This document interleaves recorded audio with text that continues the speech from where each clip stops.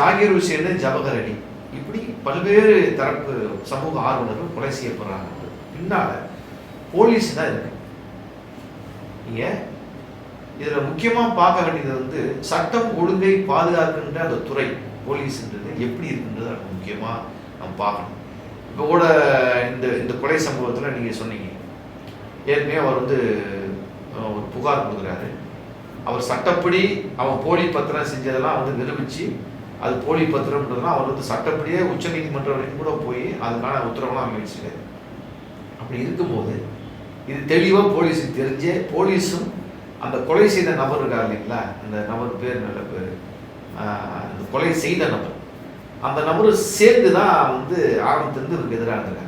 வெறும் கொலை செய்த நபர் மட்டும் கிடையாது, அந்த கொலை ஜாகிர் ஹுசேனை கொலை செய்த அந்த நபர் அவர் ஏற்கனவே இந்துவா முஸ்லீமா மாறின நபராக இருக்கார்.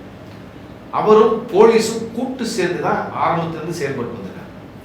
இவர் போய் புகார் கொடுத்தாருன்னா போலீஸ் என்ன செய்யுதுன்னா இவர் மேலே SC ST ஆக்டில் புகார் கொடு அப்படின்னு சொல்லி வச்சு இவர் மேலே SC ST ஆக்டில் கேஸ் ஃபைல் பண்ணியிருக்காங்க.